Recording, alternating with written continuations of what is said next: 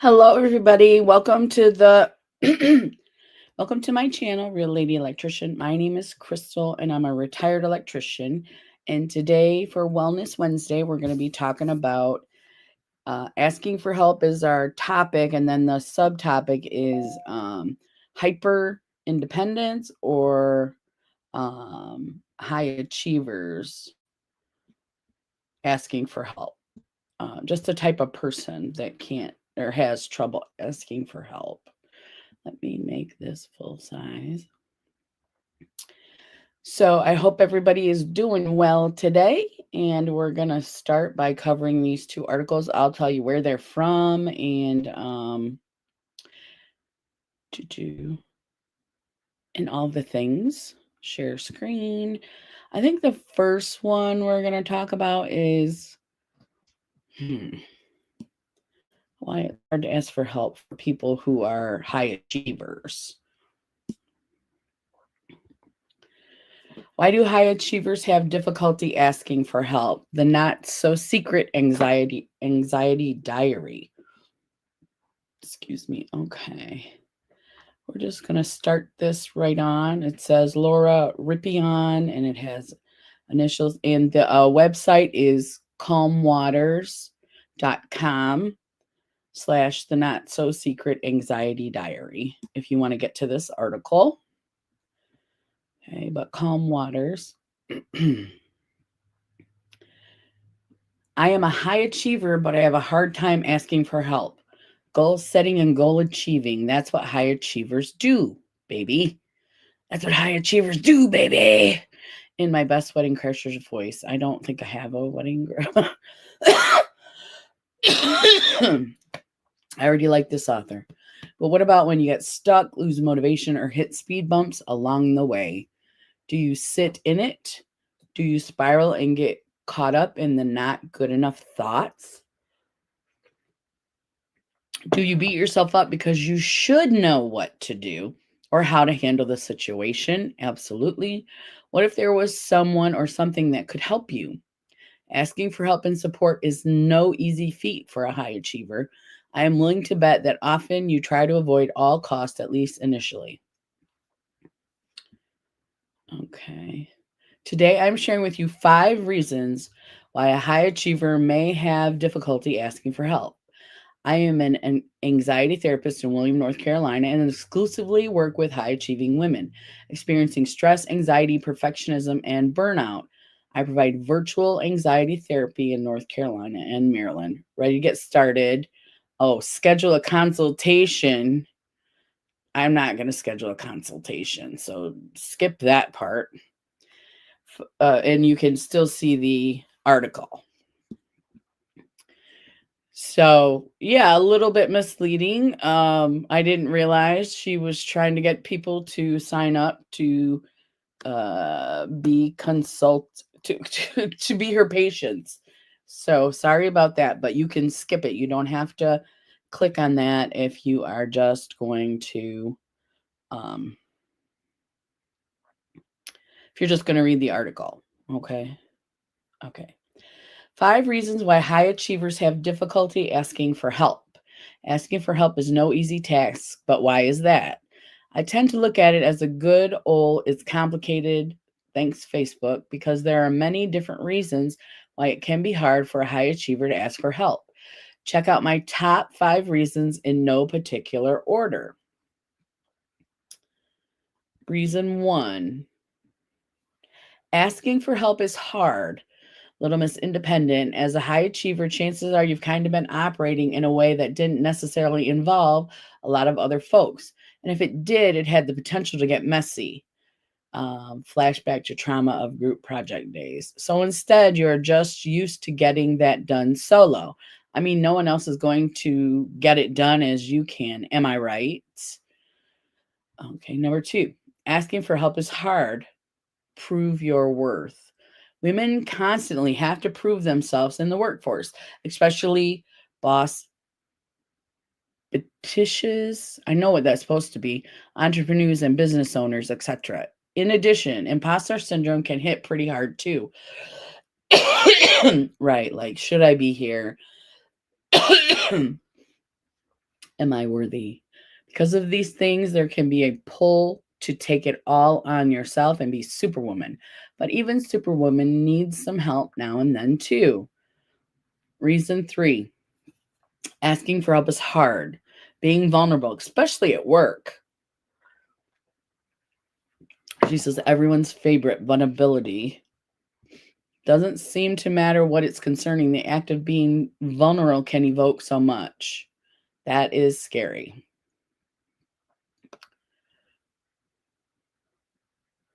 Reason 4, asking for help is hard. Fear and anxiety. As mentioned above, being vulnerable can be hard and anxiety producing, especially if asking for help is not something you are used to doing. If it wasn't modeled for you early on, and if it doesn't feel safe trusting others. That's a good one. Guilt and shame. Guilt and shame and embarrassment are also common feelings that come up when asking for help. Often, high achievers place a lot of expectations on themselves and their mind. They should be able to do this, or give them negative messages about why they can't do something. Oh, okay. I think it's supposed to say, and their mind will shame them. They should be able to do this, or give them negative messages, blah, blah, or give them negative messages about why they can't do something. When these messages show up and these feelings show up, it can keep you stuck and make it more difficult to reach out and get some help or support. Okay. Asking for help can bring up a lot of thoughts and feelings such as shame, embarrassment, anxious thoughts, and negative thoughts about yourself. Hi, Jamie. How are you doing? Okay. The reality is we all need some support at times. This may be difficult for high achievers to accept, and it can keep you stuck if you let it. In reality, asking for help and allowing yourself to receive support can help you to reach your goals. I use a style of therapy called acceptance and commitment therapy. ACT focuses on improving flexibility through thoughts and feelings, identifies values, and encourages being present in the moment. Hi, Joe. Jamie says, good, and you? I'm doing pretty good. I've been resting ever since that wedding on Friday. I was running all week. I think 2 weeks, and then I just took a big rest because I was tired and I needed it. So today I'm feeling pretty good. Got some coffee.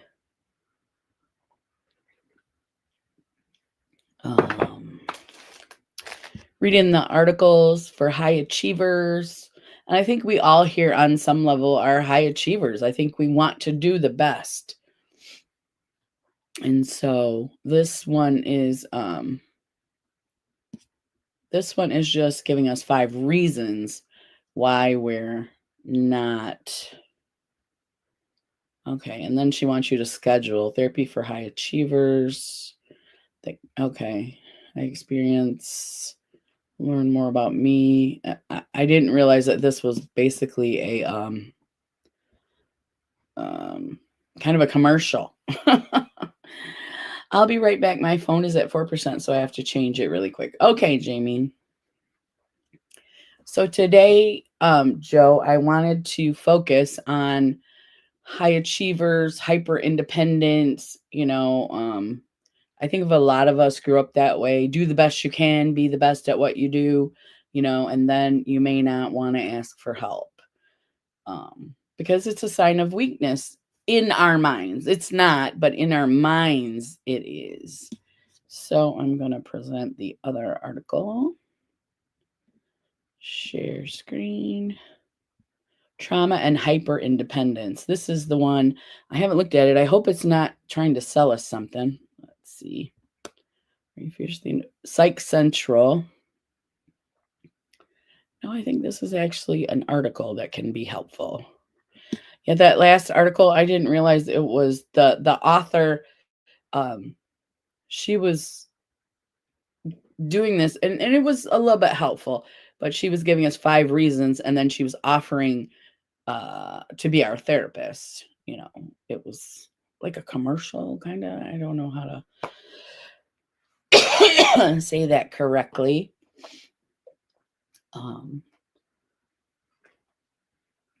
It is cold in Michigan today. How are you guys doing? How is it where you're at? And we're going to be getting some rain, I think Thursday or Friday. So I'm ready for winter. I'm ready to sit on my couch in my jammies. I got some new jammies and just relax. I am so ready. And, do stuff around the house, organizing and things like that. So let's go ahead and go back. Oh, this is where I want to go here. So it looks big. All right. Trauma and Hyper-Independence from Psych Central is the website. Can hyper-independence be a trauma response? Now, I have been hyper-independent my whole life, like to the point that when I was younger, if someone tried to help me, it upset me. So I think that's what they mean by hyper-independence. So I believe it was a trauma response. I just, I'm thinking it's from the abandonment type issues that I have with my parents. They were so young and they were doing their thing kind of. So I think that's where I developed the hyper-independence, because I was the one that took care. I wasn't like a baby person. My mom loved babies, but I took care of, like,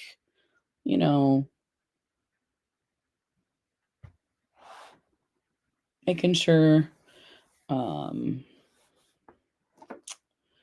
don't know, they were safe. I guess safety was a big issue for me when I was little. Sometimes I didn't feel safe. So, okay, let's go back. I should open this up on my phone. I should turn that down. So there's 3 of us in here, I think. Isn't that? Alrighty. Trauma and hyper-independence. Okay. Are you fiercely independent, or do you push people away because of a fear of being hurt? This might be a trauma response.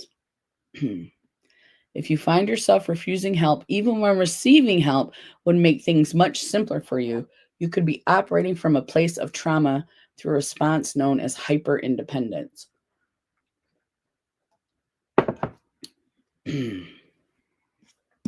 And I have to tell you, when I was younger, I did do that. Hey, Shelly. When I was younger, I did refuse help, or I didn't want help because I didn't want anybody to think I couldn't do it. I couldn't, that I was weak in my family. You didn't want to be the weak one. So I think that the hyper-independence, I was like that. And so I really can't remember what the trauma was, but I do know I have some abandonment issues. I've talked with my therapist about it. So I'm thinking that might be, I used to refuse help because I didn't want to be weak or bothersome. Exactly, Joe. Yeah. And in my family, if you were weak or bothersome, you got made fun of. Cousins were just ruthless. Sarcasm was our second language. And even aunts and uncles. Hi, Hippy Dippy. How are you doing today?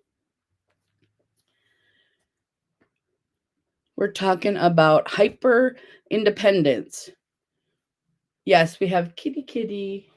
This is Teal. He's the one who always gets up here. He's so pretty. Show everybody how pretty you are. And sweet. He's a sweetie. He loves to snuggle. He's the one I pick up like a baby. So, love the cat. Thank you. And hi, everybody. So we're talking about what did I just say? Hyper-independence. Thank you, Shelly. He is my handsome, lovely kitty. The other kitties don't like snuggle like he does. He's the best snuggler. So, but yeah, so I'm sure that we've all been around people with that same mindset, sarcastic, and just when they find a weakness, they just pick and pick and pick. And it's not fun. And we don't want to be that person. Or maybe we've been bullied. It could be by a family member. It doesn't have to be somebody from high school, junior high, whatnot. So you wanted to be that hyper independent person who was not bothered by peer pressure. Of course I'm handsome. Good one. Oh, I think I'm getting a delivery. Got some stuff from Walmart that was on Black Friday sale. So this month money will be spent. Lots of money. So yeah. Yes, of course you're handsome, hippy dippy. Of course we know you are. So so does anybody identify with the hyper independent? I know Joe said she used to refuse help too. And I feel the same way. It was a sign of weakness. No money to spend here. No problem, Shelly. You can just come visit us and we'll still enjoy the holidays together. Yeah. Yes, yes, and yes. Shelly says, yeah, right now I think sick at the moment. I think that's hippy dippy. Are you sick right now? You're just feeling icky. Maybe that's what you meant. So,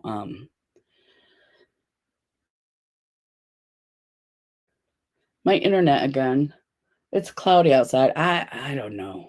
You guys can still see me, I hope. I'm showing up on my phone, so I think we're okay. Yes, I am sick. I lost my. Okie dokie. Okie dokie. So we hope you feel better soon. Hope you feel better soon. I have pumpkin spice coffee today. It's very good. I got a little pumpkin spice syrup in there. So let's talk a little bit more about this trauma and hyperindependence, because this is the one that I really thought was me. I really identified with this quite a bit. While some level of independence is important and useful, a need to be overly independent can feel isolating and cause additional stress. But there are ways to work through this response. Okay. So I think that's what I did. I'm cold and I can't get warm for nothing.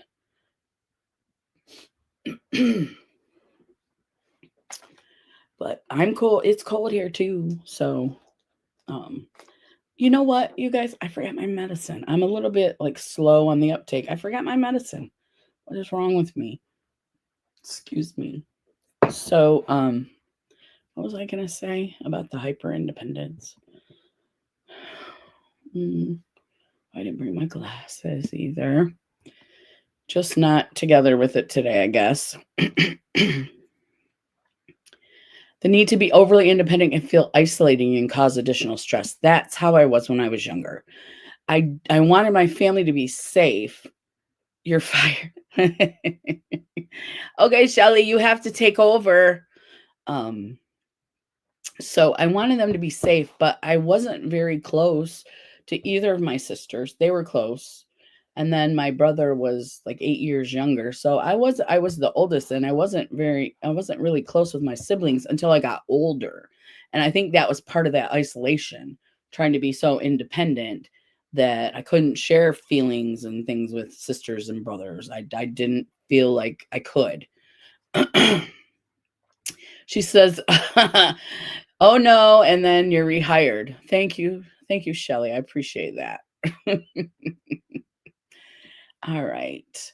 So I really do identify with this overly independent. And sometimes when we're young, especially, we don't ask for help because we've been rejected. We've been told no. And then when something important happens, we're like, they're just going to say no again and no again. So we have to deal with it on our own.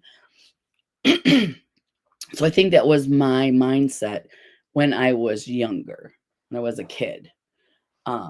They're just going to say no, so I have to figure it out on my own. Did homework on my own. Um, I didn't cook. I didn't cook and take care of like that. I wasn't nurturing, but I wanted them to be safe. I was concerned for their safety. If anything was going to hurt them, I felt like I should be there to make that not an issue. So, yeah, there is that. So I do agree. I do have a lot of hyper independence. What leads to a trauma response? According to the American Psychological Association, APA, trauma is an emotional response to a terrible event. That this can involve isolated incidents like car accidents, assault, or recurring or generational events such as ongoing abuse or racial discrimination. Example of sources of trauma can include natural disasters or other life-threatening situations, physical, sexual, or emotional abuse, discrimination, and prejudice. And as women, we um, younger women, especially when we were growing up, there was a lot of prejudice, a lot of discrimination against women. And I have to say, there was emotional abuse in my family, the whole family, not just my whole dad's whole family, his brothers, sisters, mom and dad, and then my mom and her family, brothers, sisters, mom and dad. They say suck it up, buttercup, hits home like no tomorrow. Yeah, because that's how we were taught, which is for us to suck it up. Yeah. Yeah. And I don't use that term a lot, um, because it is hurtful to a lot of us that we're told to suck it up. Just do it. They wanted us to be independent, and then some of us became hyper independent. So, and we got a lot of, why is that? Because I said so. How many of you guys have heard that? Because I said so. I don't use that very often either, unless my granddaughter is arguing with me, and she does that a lot. So we didn't get a lot of answers to our questions. So I have always been a person who asks a lot of questions, even though I was deferred from or deterred from it when I was younger. I've always been curious, and because I said so was never a satisfactory answer. And that also meant suck it up and figure it out yourself. Do as I say, not as I do. All the ones that we heard when we were younger. All right. And then, like I said, I know Hippy Dippy's here. I'm sorry, Hippy Dippy, but when we were younger, there was a lot of discrimination against women in the jobs that we were taking. Even at high school, there were things you couldn't take metal shop, or and that's not true today. You couldn't play soccer. Like the girls' sports were just basketball, volleyball, track, and I think that was it. The guys had football, golf, soccer, all the things. So, um, StreamYard, True, and Hyper. Okay, let's read some more. Many are familiar with the idea of fight, flight, or freeze responses, along with the fawn response that can happen when your body senses danger. When your nervous system engages these survival responses, you may experience symptoms like anxiety and panic, depression, social withdrawal, disassociation, physical symptoms like headache and stomach aches. I used to get stomach aches all the time when I was younger. Um, so anxiety or panic. I had a lot of anxiety when I was younger. Anybody else? Anxiety. Depression. That develops later in life.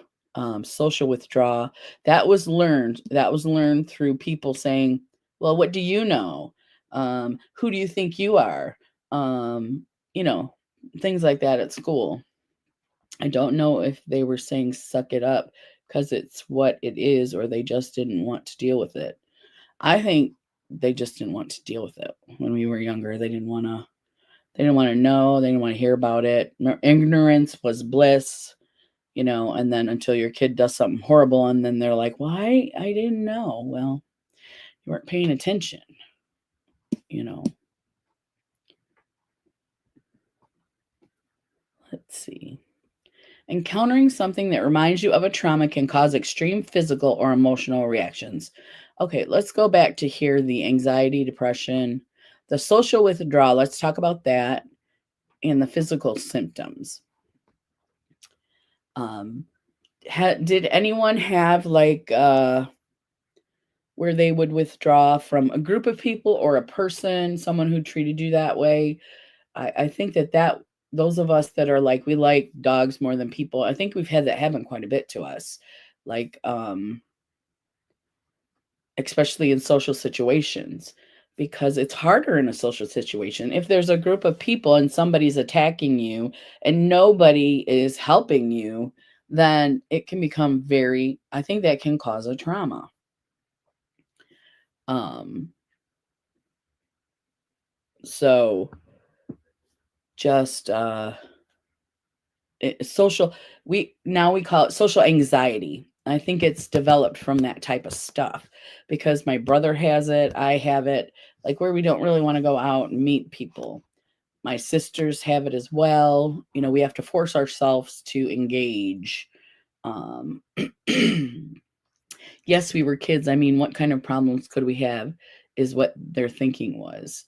Yeah, that makes sense too. You should be fine. What are you talking about? Social anxiety. That wasn't even a term back then.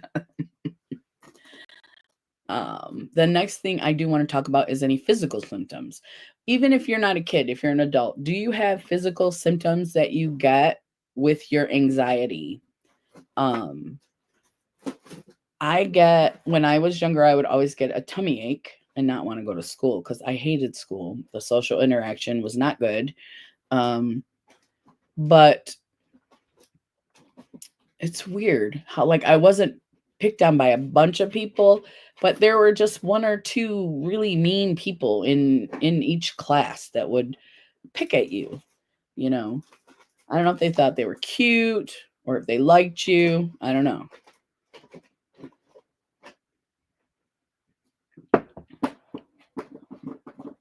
Yeah, that was their thinking. What do you have to be depressed about? I hated school as well. But that's what we've learned now in this day and age, that depression and anxiety are chemical imbalances in our brain that can be caused by trauma, but they can also be caused by genetics.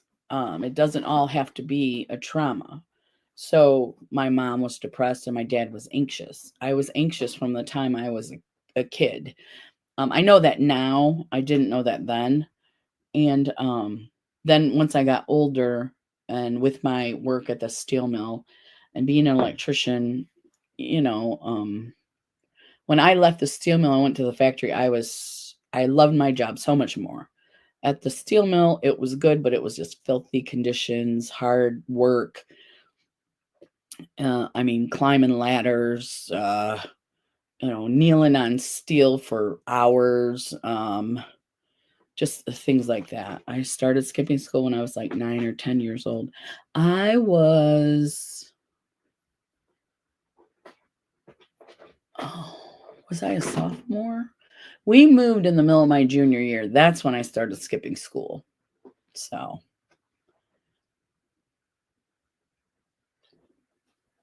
and one of the things I would do at school was just try to be invisible, just try not to make waves. Where now, right here, my voice is, we talk. We have a voice here. So maybe earlier than that. So yeah. Um, okay, okay. What was I saying? I know I'm horrible when I don't take my medicine. And the alarm went off and I knew I was supposed to take it. Oh, the physical symptoms like headaches and stomach aches. So did you also, Shelley, did you also have physical symptoms? I have so much PTSD. I can't remember a lot of my childhood.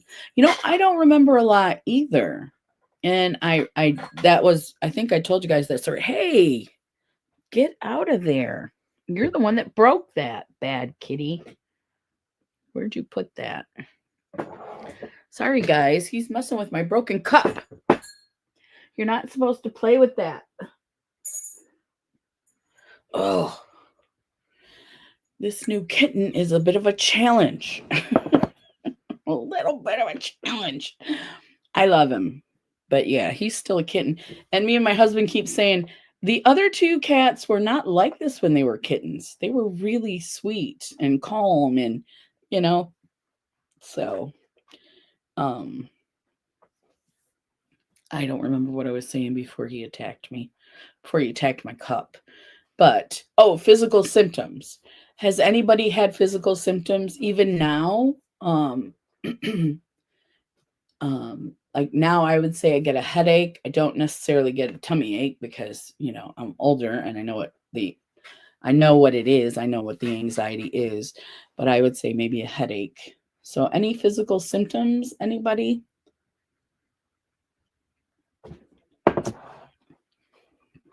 Okay, let me read some more and then you guys can put in the chat. Oh, go back here. All right. Encountering something that reminds you of the trauma can cause extreme physical or emotional reactions long after the traumatic situation is no longer happening. This is especially true of childhood trauma. And to what you said, Shelley, I don't remember a lot of my childhood either. So you do have some physical symptoms. I don't remember a lot of it either. And my therapist asked me if I wanted to get into it. And I was like, I'm not having any problems. And when something comes up, I get physically sick if I have to go out and be around people. Oh, that's major, Shelley. Yeah. Yeah. Like at the wedding, I just was like, ugh, can this be over? But I love my niece and I wanted to be there for her and my sister. And it turned out wonderful, but I was uncomfortable, for some reason. And it wasn't that many people either. There was like 50 of us maybe total. So it was just a really small, even if it's around people I love. Yeah.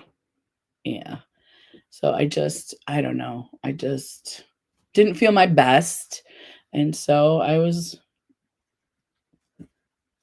like wanting to leave. Oh. All right. According to Dr. Nikisha Hammond, psychologist, founder of Hammond Psychology and Associates, author and speaker, a trauma response can be physical, mental, emotional, or a combination of all, or a combination of. Okay, what is hyper independence? Now, this is what I want to know. Like, do you consider yourself hyper independent? They're going to talk about it in the article. And then I want us to talk about how we are hyper independent and how it affects us asking for help. It seems the older I get, the worse it gets, which is weird. No, that's just how it is working for you, Shelley. It's different for everybody. The brain is not something that we can actually really understand totally. Like they may understand the physical parts of it. Hey.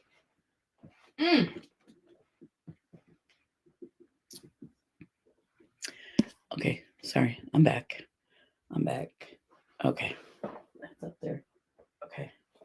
He's not supposed to be in here, but I have to come in here to do my videos. So, all right. Hyper independence is when you choose to be independent of everyone, even though it may negatively affect you. And now, when you chose to be hyper independent, you didn't know it was going to negatively affect you. You just knew that was how it works. Kittens are fun. They are fun. sometimes a little bit more than I can handle. Like I told you, I didn't take my medicine. Probably wouldn't bother me as much if I had taken my medicine. So, what do you say to the trauma response? Oh, hyperindependence. When you choose to be independent of everyone, even though it may negatively affect you to your detriment. According to counselor and author Dr. Joanne Frederick, hyperindependence shows up as a perspective of I versus we, and this can look like taking on too much. I think all of us do this, taking on too much, saying no to help because we think we've got it, having trouble with delegating tasks because nobody does it better than we do, right? Oh, I forgot to put the thingy up for you guys. I'm sorry. So these are the these three right here. These 3 points right here. Those are the ones I'm talking about. Excuse me. So these are signs of what hyperindependence looks like. Taking on too much. That is a big one for us because some of us have disabilities. Some of us have mental disabilities. Some of us have physical disabilities. And we always want to do everything we can do. We don't want to be a bother. We don't want to be, what else was that, Joe? We don't want to be considered divas or whatever, always wanting help or wanting something.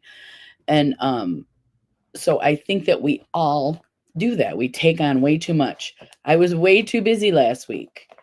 I make my own schedule. Nobody makes my schedule. I make my own schedule. Why was I too busy last week? Because I guess I wanted to, but then it negatively affected me physically. I mean, my knees were killing me. There wasn't really any dancing at the reception. It was mostly eating and talking and walking around and stuff. But it was a long haul. So just from one end coming in to the kitchen to help set up was a lot. So, and my sister said, I made all the food, so I'm going to sit here while you guys do all the rest. And I was okay with that because she had made all the food, and so she wasn't feeling well. She was having, she's got the hip issue, and she's got fibromyalgia, so she was even a little tired too. So I did leave early to get her and take her to the hall, which I didn't plan on doing. That was last minute. So I didn't wear my dress.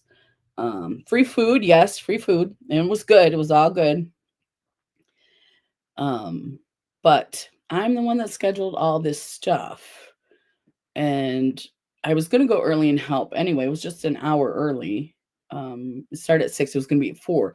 But now she wanted to be there at 3. Or I had to pick her up at 3 because it was almost an hour to get to the hall. So it's an hour to get to her house, an hour to get to the hall. So I wasn't able to press my dress. So I didn't wear,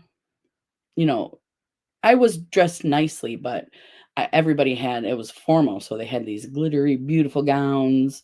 Loved looking at all the gowns, but still felt a little out of place. You know what I mean? I'm not sure if that's coming across right, but so doing too much. I think that we're all guilty of that. And I don't mean to say guilty. I think we all do that with good intentions. We think we can accomplish all these things. And when we do, we may be hurting the next day. If it's a mental health issue kind of thing, we may be stressed while we're doing it. Shelly says, I totally understand. Thank you, Shelly. And so I still had a great time. I took some video I haven't looked at yet. And like they wanted the video next day. And I'm like, I haven't even looked at it. So I didn't rush on that point. But the week before, I was rushing around like a crazy person. And I know my mom does that too. So I'm pretty sure I get that from my mom. Hi, Brandy. Like she was hurting by the time we were done running as well. I'm like, doesn't that hurt your knees? And she's like, yeah. And I said, why don't you use a cane? I use a cane. I'm like, why don't you use a cane? Well, whatever the excuse was, I don't remember, but yeah. So what What was I saying? Oh, so I think she had too much on her plate as well. And then by the time the day comes, can you enjoy the day if you're in pain? Because my knees were killing me that day. And walking across that hall many times, because you had to bring your stuff in here, walk all the way down, and the bathrooms were at the other end too. So I was kind of in the middle, and but I had to walk out to the car 3 or 4 times to bring stuff in, and it just was too much for me. By the end of the day, I sat the whole next day. I did not do. I don't think I even did dishes. I might have later on after I started to feel better, but it just was too much. And you would think I would learn from these things, but no matter how hard I try, I still have that hyper independence in me. So, okay, saying no to help. And I think that most of us have done this. Like somebody's like, "Oh, can I help you?" And they're like, and you're like, "No, I got it. No, I got it." Because it's not really that big of a deal, right? No, I got it. Well, now that I use a cane, people like to open doors for me. And so I let them. And that doesn't seem like a big deal, but it can be a big deal.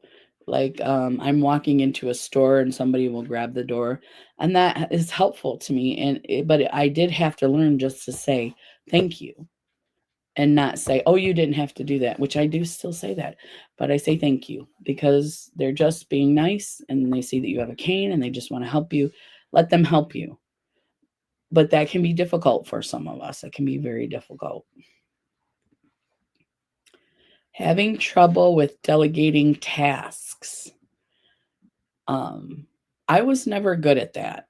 Delegating tasks, never good at that. Even in my work life, never good at that. I would be doing, especially when I was an electrician, I would just try to do most things myself.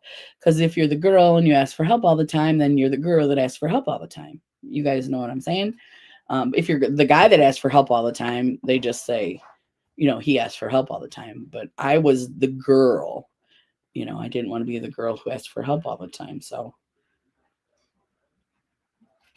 and sometimes in my work life, when you do ask for help, you don't get help. You get some guy telling you a story of how great he is instead of how to fix this machine, you know, um, talking about things that buddies do together and not helping you fix the machine. And when you ask them for help, then they treat you like you're stupid. So that's another thing. So what was that last one? Having trouble with delegating tasks. So when we're labeled needy, yeah. Just because you're a girl, you can't do this, you can't do that. And I'm like, so I would get that smart alecky guy that would say, well, we're gonna walk up to this tower and we're gonna what is that called? Calibrate these things. And it's like a 10, 12-story tower. And they're like, you probably don't want to go. And so I said, being the hyper independent person that I am and was, oh, I'll go, because they were making fun of me as being the only girl in the shop. And I thought that was horrible and rude. That was before the Me Too movement, by the way. And I'm so glad that they have that now. So glad that that came through because before that, we were treated a certain kind of way. And I know some people say, well, all this politically correct stuff. And I say, well, I like being treated like a human being. So I'm not against politically correct stuff because I don't want to listen to dude over here swear all the time. I don't want to listen to him talking about his girlfriend and what they did last night and things like that. I don't want to hear that. I want them to be politically correct at work. And sometimes I have, not everybody is 100% politically correct, but it did, because I can't tell you how many guys would want to tell me a joke and I would say, no, thank you. And then it would drive them nuts. Are you sure you don't want to hear that? I said, no, I'm fine. Thank you. It's funny. I'm fine. Thank you. I don't want to hear it because it was often something that was not appropriate now, but back then would have been appropriate because we didn't have the things we have today. And it wouldn't have been appropriate back then either, but you weren't, you really couldn't say much. So when people would ask me the thing about the joke, I would just say, no, I don't want to. No, and I would mean it. But some people just can't let that go. I know I'm rambling. I'm sorry, you guys. Next week, let me talk about next week. Next week is going to be our live video chat on Wednesday, the 20th, and private video chat, I should say, not live, private. It's going to be our private video chat. I'll put the link on the in the chat. I will put the link in there because I don't want to put the link out for any trolls or anybody to come in. It's just us. It's going to be a safe place for us to talk about what's going on in our life. If we need some help, I'm glad you love rambling, Shelly, because I am rambling. But it's a safe space. We talk to each other about things going on. It can be very helpful. And I think we can have up to 10 people, but the most we've had is maybe 4. Yeah, 4. The most we've had is 4. So we can have more people. And if you know people that want to come that you think would be good for them to come, they can. We just need to put them in the chat. So they have to want to be in the Wellness Wednesday chat to get the link and to come to the private video chat. And that's not live. That doesn't go out to the YouTube verse. It doesn't. So I don't even put it on YouTube. I only deal with our chat. I might put it up on my community tab, private video live, and then just, if you're interested, contact me or somebody that is already in the chat, that kind of thing. And then we can get them in for the next time. We're only doing one a month. And I think that's what we did through the summer. So we're just going to keep with one a month. But, excuse me. So let's see. We have 4 people here. All right. So let's go on and talk about some more hyper independence. Oh, the having trouble with delegating tasks. We talked about that. Now, I did finally get, when I was training somebody, I would be like, yeah, you need to do this, you need to do that. Because by then I was in my 40s. And yeah, okay. Shelly said, can't wait for that. I know, it's so fun. It's so fun. And you don't have to stay the whole time. You can just pop in and pop out if you want to. Say hi, or just sit and listen to everybody. You don't have, it's all, and we don't have a topic. It's just us getting to see everybody in person and how they're doing. So that will be next Wednesday, like I said. All right. So the delegating thing, I didn't learn to do that until I was, like I said, in my 40s. So I had management jobs before then, before I got in the steel mill, and I just never was really good at, if I could do it, I would just do it instead of asking somebody, because, sometimes you get that, I'm so tired, I don't want to do it, and I was a big softie. So, all right, let's read. Okay. Hyper-independence can be related to past trauma. For example, you might be overly independent because you learned that you could not trust others, so you can rely only on yourself. Your hyper-independence traits may have developed to protect you from further harm. Put a warning label on it because my crazy self is going to be there. Oh, no warning label. And I don't care if you swear. I don't swear. I don't care if you swear. Just don't be swearing at people in the chat. It's still a safe space. And no topic is off limits. Because like I told you, I do want to do one on suicidal ideation. And I talked to my sister about it. She's like, I don't know if they'll shut your channel down. I said, I don't think so. Just never, Shelly, never. But yeah, no judgment, judgment-free zone. They're really great. They really are. I enjoy them a lot. And I'm pretty sure that all the people that come to the chat do too. That's why they come. That's why we keep coming. All right. Oh, protect yourself from further harm. Your hyper independent traits may have helped protect you from further harm. So, and like the not remembering that you were talking about, Shelley, um, you would have to go to a therapist to find out if that's trauma. I'm guessing it might be, but I'm really not. Um, I've been working through my issues. I mean, I can be social now. I can ask for help now. I do become disappointed sometimes, and that's when I learned about the abandonment. I never thought I had abandonment issues till I was in my late 40s, and yeah, I didn't even know. But my therapist helped me figure that out. So, all right, let's move on because I'm talking way too much.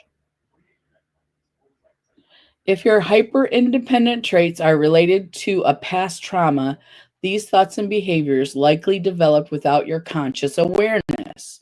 It might feel like things have always been this way. So if it's from a trauma, it may, what did she say? She said it better than me, and I can't seem to keep a thought in my head. If your hyper independent traits are related to a past trauma, these thoughts and behaviors likely developed without your conscious awareness. It might feel like things have always been this way. Yeah. Without your conscious awareness. So that's why we do go to therapy, because we need to figure out, we need to be more conscious of what's going on. But when you develop these traits at any time in your life based on trauma, or even just little things, trauma doesn't have to be big. Trauma can be huge, but there are different levels. So we're kind of combining all of it into here. And I don't want to do a disservice to the major traumas, because I just don't. I think they're important as well. So if I'm not discussing it as much as you would like, please bring it up in the chat. But you have major abandonment issues. I didn't know I had abandonment issues. I know I have control issues. I've always had those. But I did not know I had abandonment issues until I was like 40. I would say 49, 48, 49. Yeah. Yeah. I was doing really well, going to therapy, taking my medicine, and then just one day I went off on this certain person for some reason. And apparently it was because of some abandonment issues. So once I realized that, I was able to let that person like not have so much well, this caused more hyper independence. Don't rely on other people. They're going to disappoint you all the time. Yeah. So let's see. In fact, your nervous system responses may have caused these traits to develop in an attempt to protect you. So you might be cool. All of a sudden, you're just doing your stuff, and you hear a song, or you see a picture, or you see a person, or something like that. You knew at a very young age. Okay.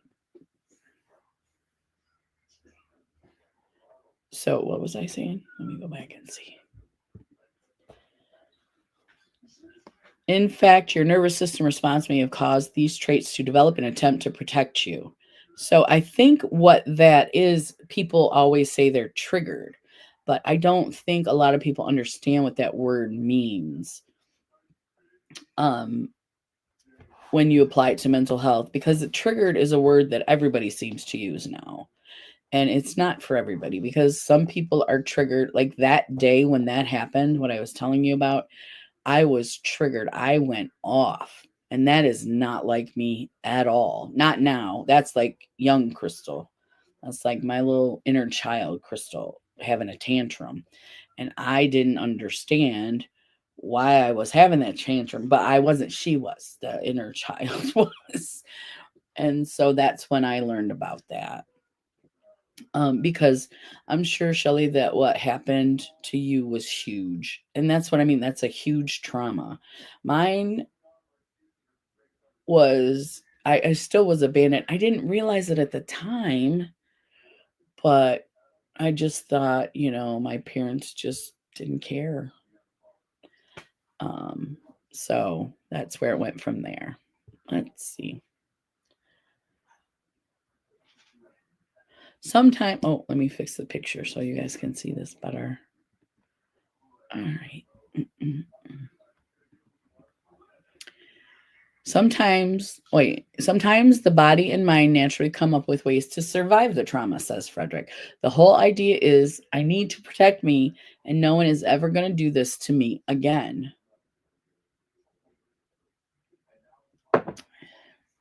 And that could be someone yelling at you. That could be someone abusing you. See the levels, there are different levels of trauma, where abuse is a huge trauma, and someone yelling at me, if it's all the time, I believe that's verbal abuse. So that does fall into the, but someone you liked and you knew, and they just went off on you, you took that to heart, that's considered trauma as well. The whole idea is I need to protect me, and no one is ever going to do this to me again. So that also, we lose trust there too. And I have trust issues as well. Hyperindependence and hypervigilance, a state of being on high alert and scanning for threats around you, can be a trauma response. Hammond says there can be a connection between the two in that both responses involve a distrust of others. Okay. Hypervigilance. How can you work through it? Let me go back and see who's here. Okie dokie. So what time do we have? I think we're going to finish this for sure. It's 2:30. Yeah, we're going to finish this article for sure. I'm not sure what I want to do for the next one, but like I said, we're going to do the live on the 20th. And then the Wednesday before Thanksgiving, we're not going to do anything because that's an important day. Thank you, Shelley.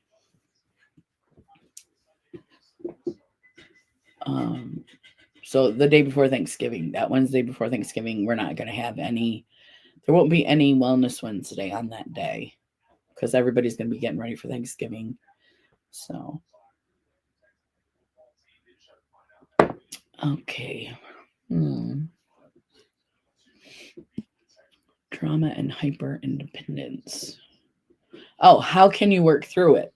Okay, so hopefully these are some helpful coping mechanisms or things that we can do to help ourselves. If you have felt yourself pushing people away for fear of being let down, know that you are not alone. Emotional wounds take time to heal, and it is valid to have hesitations about being vulnerable after trauma. Now, when she says emotional wounds, for some people, don't judge somebody's emotional wounds, I guess is what I want to say. I may have smaller ones or bigger ones than you do, and you may have giant ones, and I have just little tiny, not so much. But don't downgrade your emotional issues, your response to trauma. Don't downgrade it because we do that to ourselves all the time. So we want to take the information in and we want to learn from it, I guess. So, and that doesn't happen until we get older and we know, well, you can be younger, but you got to be very self-aware. Like when this person says this word, it makes me, um, it hurts me and it makes me go into myself. And sometimes it's just the person, sometimes it's just the word, or it's just the yelling at you. Maybe you were yelled at when you were young a lot, and just now you can't handle it, and you just start yelling back, or you do the opposite. There's two things you can do: either run with it and with the anger, or you can just kind of close yourself off. Hmm. Okay, but doing but doing everything on your own can be exhausting, and sometimes, even though it's hard, accepting additional support can positively affect both your mental and physical health. If you want to try to do things a little differently, consider the following. When you feel inclined to push back against help, consider trying to determine why. Is it based on a desire to handle things alone? Consider how things could look if you accept the help you were offered. Remember that requesting help doesn't say anything about your ability or overall independence. We all need help sometimes. Now, that's the hardest one right there. Remember that requesting help doesn't say anything about your ability or overall independence. We all need help sometimes. I wish I could make this page bigger. I can't. Let me make this bigger here. This one right here. Remember, now scroll it to the top. Right there.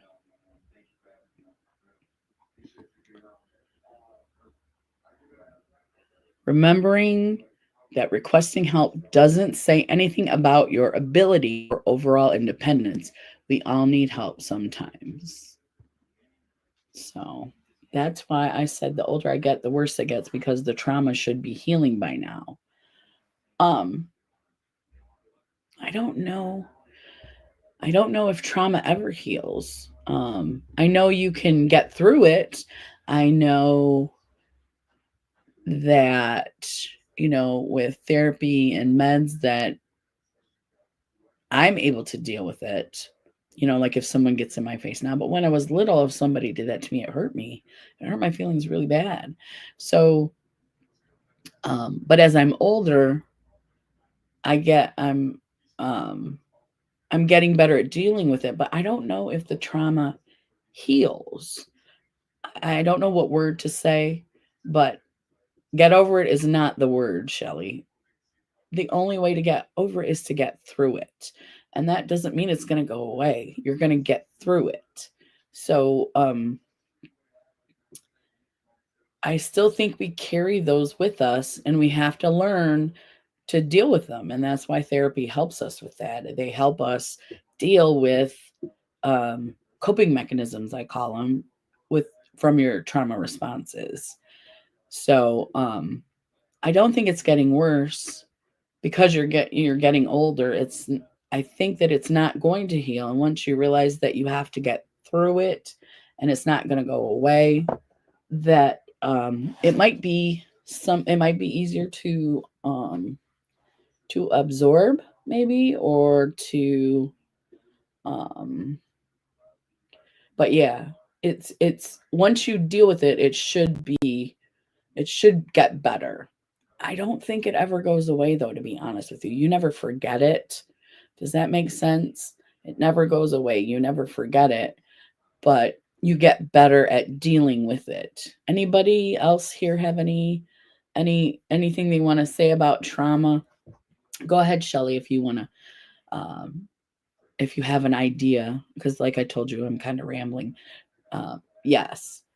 But I don't want you to think that you're not healing. You just have to figure out how to get through it.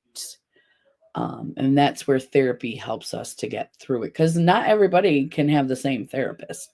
Some have specialties in other areas, like some have addiction specialties. Some have, you know, severe mental health specialties. And then you have just your general therapist. Now, we do need to do how to find a good therapist. We really do need to do one of those, just to like a directions on what to do to find a good therapist. And I'm sure I can find some articles about that. Because I had a family member who kept saying, I went one time to therapy and I didn't like it, so I'm not going back. If you've said that, or you know anyone who's said that, you know I guess that's a response to trauma. it wasn't a good experience, things like that. So finally, this person has gotten into therapy again, and their first therapist is someone they like, and it's different than what they thought it would be. Well, therapy when you're 20, how what okay, so 50 years ago, therapy was not the same as it is today. It wasn't. And you can find a therapist, Shelley, um, with the Medicaid or the Medicare, whatever insurance you have, you can find a therapist. A good therapist is harder to find. You might get lucky and like the first person you meet. That could happen. Um, and like I said, she went back to therapy and she is enjoying it and it's working out for her. Um, but if you get a bad therapist, don't quit trying to find. The thought of therapy gives me anxiety. I know you've had some very bad therapists. So what you need to know now is at when you were younger, you maybe didn't have control over those situations. You were forced to go to those type of therapy sessions. Now you can choose with your insurance to go to just one person that you can talk to that can help you through stuff. And if you don't click, you go and get a different therapist. And I know that's hard because our insurances are hard to deal with. We're supposed to do one on that as well. So where's my pen? I was trying to think of things that other things about asking for help. Okay, so one is how to get help.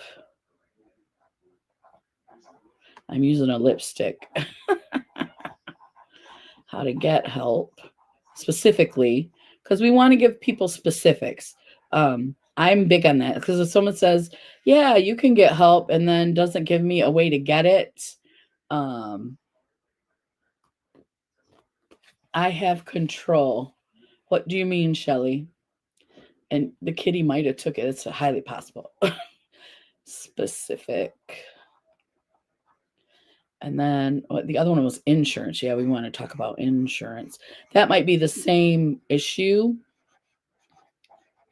but after ANCE, after Thanksgiving, that's what we're going to get into, how to get help for um, specifically how to get help and also insurance.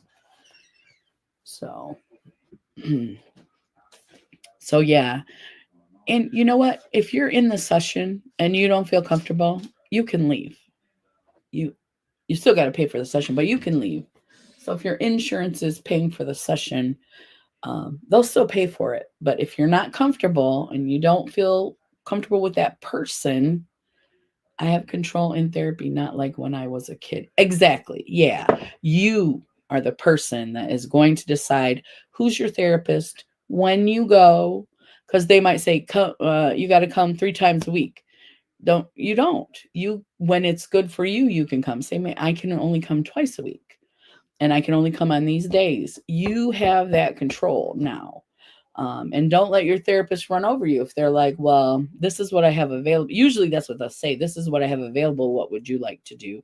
What time would you like to come in? Things like that. So, and if they don't give you those options, get a different therapist. So, the best thing is if you can find a therapy group where there's like maybe 8 therapists there, and if you don't work out with this one, then you can try somebody else in there.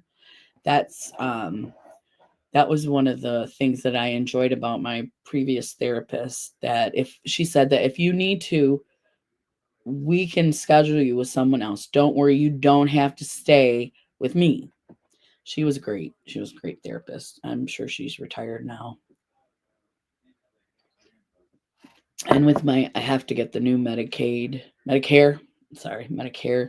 and so then I'm gonna put the feelers out and look for a good therapist, because I know this helps us, but we want to give each other ways to be better, and there are more things that can be done other than coming here and talking. This is helpful though. It's helpful to me. I hope it's helpful to you. And then there are things that we can do after we're not on the live that can help us be better, that kind of stuff. And if you don't want to take medicine, yes, this helps me a lot. Thank you, Shelley. I'm glad. If you don't want to take medicine, you don't have to. But if you're not getting better and you're not taking medicine, you may want to consider that. So, insurance medicines, we need to talk about that as well because a lot of people are scared of meds. And if they make you tired and sleepy, then they need to adjust your medication. You're on too much. So, those are things that we can talk about. And it takes a long time to get a good team. I don't know if Joe's still here, but I'd like for her to. No worries, Jamie. No worries. We're going to talk about her team for her all around health and how we would go about getting a good team around us. I forgot all about that. Mama Shelley. I think that's what we should call you. Mama Shelley.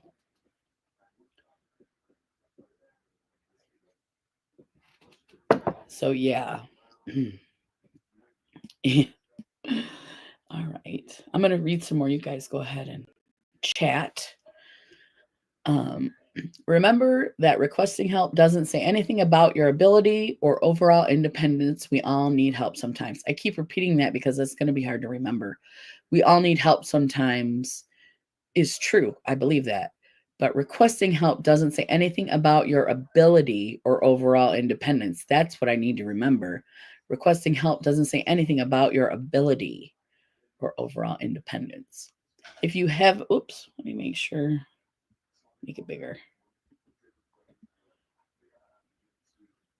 Jaron called worried about a bump under his tongue, and I think all people have.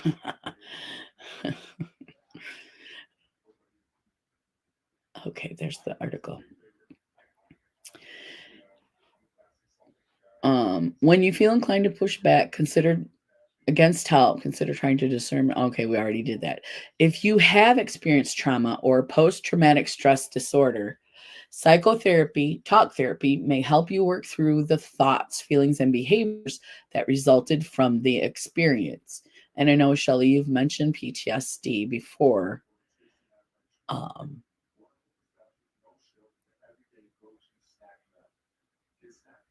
I can't think of what I was going to say.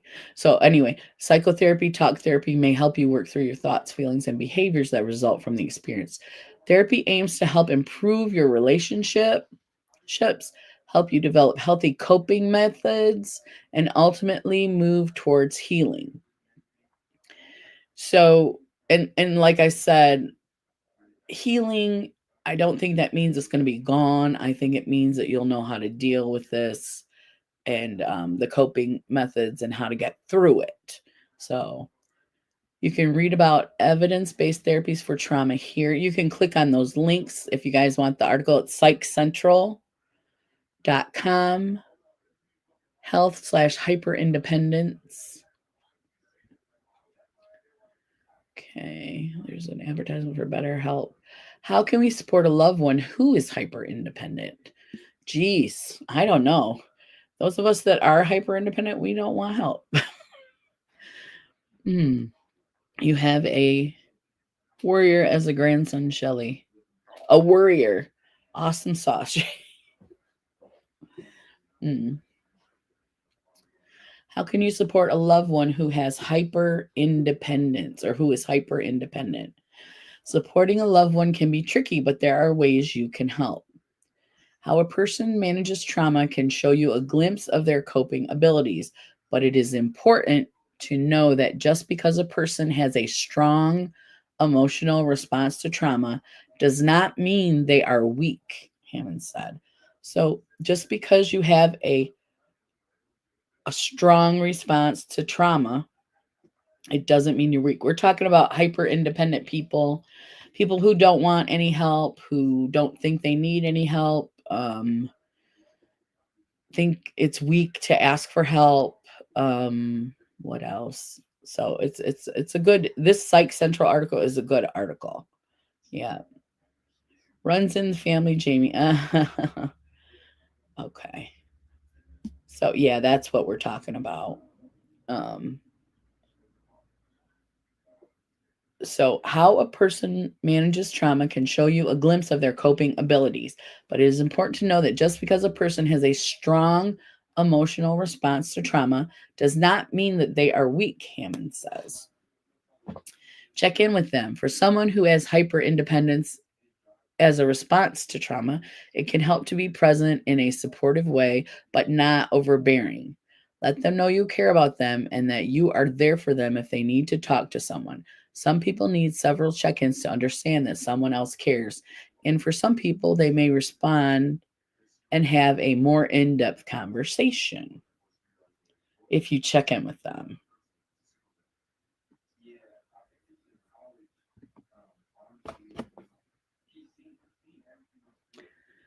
LOL, so I can blame you. Yup, no worry. No, I worry a lot too, Jamie says. I don't think she can blame you.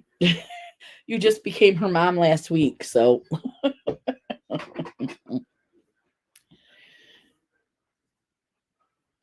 okay.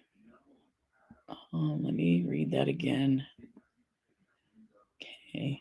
Support. Oh, realize that everyone is different. Support is not a one size fits all, and it's crucial to offer help in ways that will be helpful to them. The best way to do this is to be upfront and ask your loved one directly how to be supportive.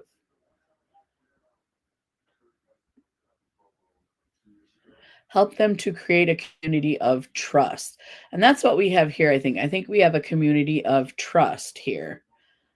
I'm a walking worrywart. So it's about my bio mom. LOL. She knows she's crazy and oh man, what happened? Okay. We know that that is true. Mhm. Yeah. And it's unfortunate that that is the situation for you, Jamie. It really is unfortunate. So, and I think a lot of us worry. We worry a lot because it's so easy. Your head is here. You turn the worry switch on. It's just right here. I mean, you don't have to go far to find it. And then your brain just starts spinning and spinning and spinning. So I think it's harder not to worry. Mm, it's much harder. I sent her a message about my feelings and she never responded. You're not surprised, are you? I hope you're going to be okay, Jamie.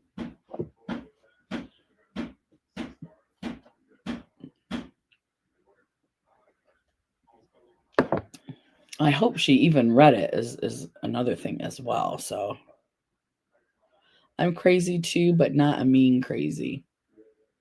We know, Shelley, you have a soft gushy behind the skeleton and the skull and the crossbones and the all the black clothing and things like that. We know you have a soft squishy inside. Oh my gosh, he is so needy today. What is his issue? This is the third time he's jumped on me. So yeah, I hope you're doing okay, Jamie. Help them. Okay. In addition to making sure that you show up in ways that feel healthy to both of you, it can help support the idea of your loved one keeping their inner circle small if that's what they need right now. Me. Next steps. Next steps. Let's go back and see.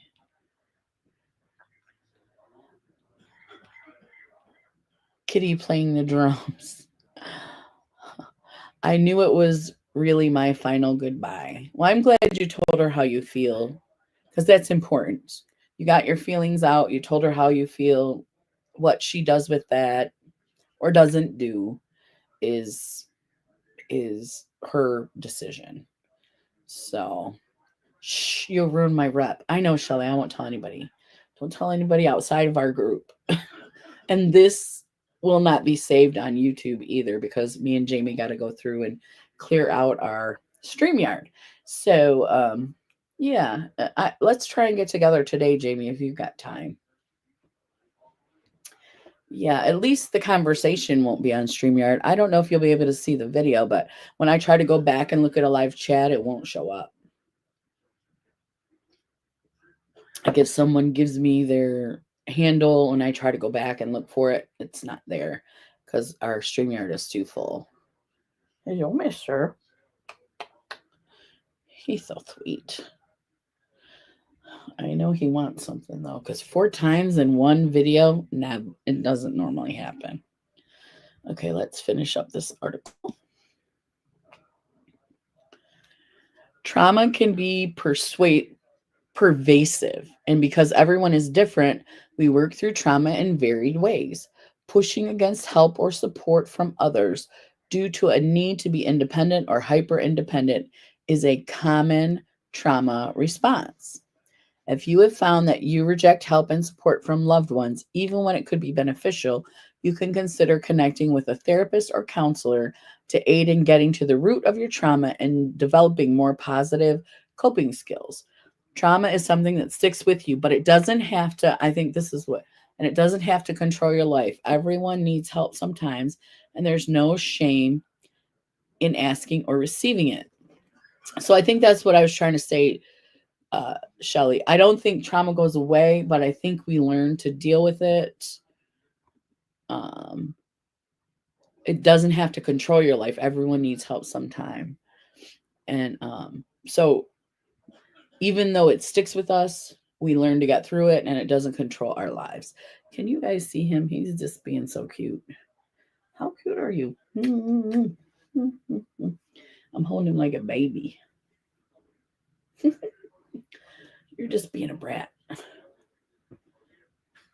I know we do, yeah. I'm hoping my brain lets me play with makeup today with the makeup ladies.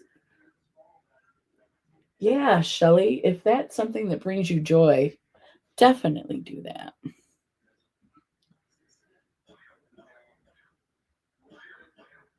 He is a sweetie, but 4 times he wants something.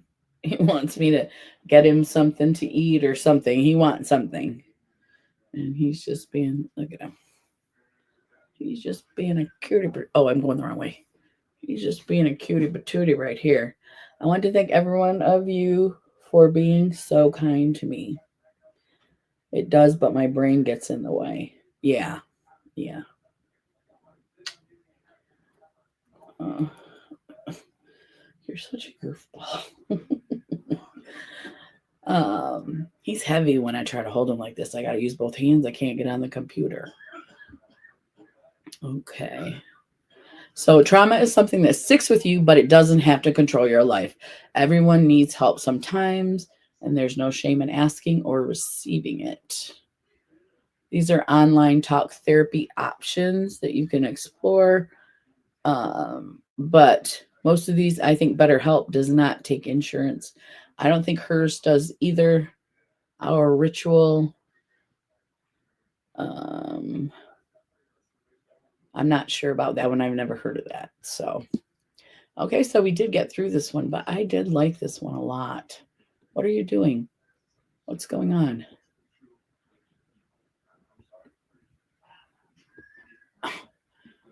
Oh, I'm sorry, guys. I'm having technical difficulties. There we go. Okay, back to StreamYard. Here we go.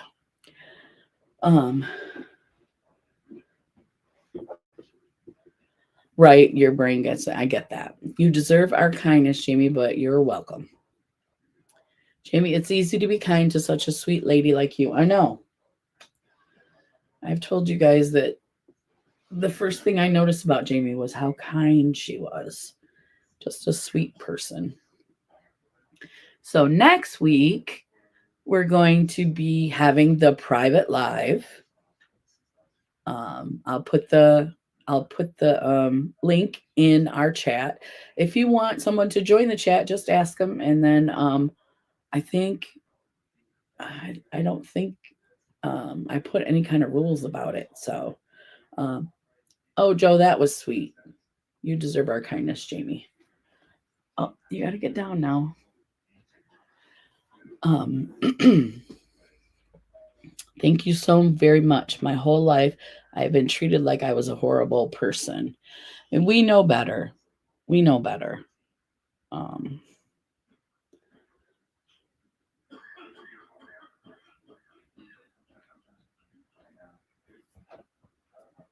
excuse me.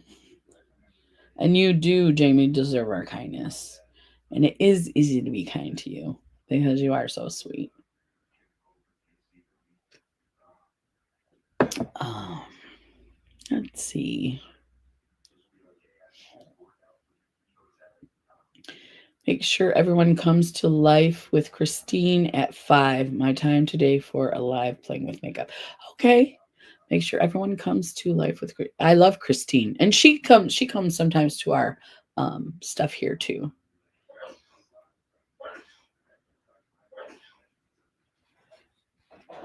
Love you too, Jamie.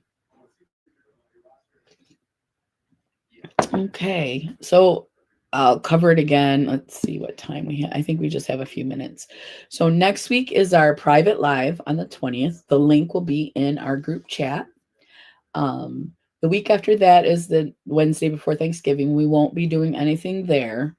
And then December, the first week in December, we'll go back to our lives. And then I'll let you know when we're going to do a private live in that month because we're probably at the end Christmas week, and I have to look at the calendar. And then New Year's week, I think I'm going to take those 2 weeks off. So, and then we'll get back into it January 1st. So I think we'll only have 2 or 3 Wednesdays in there that we can actually do something. So, yes, it's supposed to be Christine, Chip, Jennifer, C, and I doing fall looks. Oh, that'll be nice. I'm not sure who Chip is. I like Jennifer. See, I'll tune in at 5 just to see who's there. Yeah, tonight is date night, so I'll only be able to be on there for like an hour if that's okay.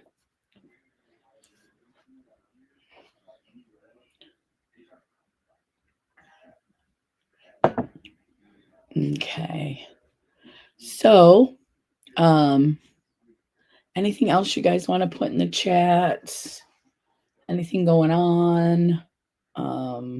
And if you come to the live, we can talk about it next week too. It's all gravy, baby.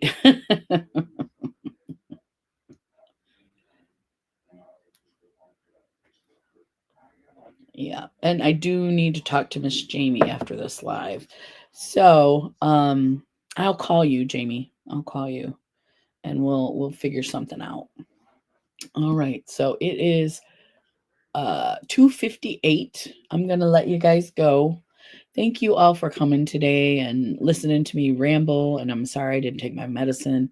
I don't know what my deal was this morning. I was lounging and then all of a sudden I was in a hurry.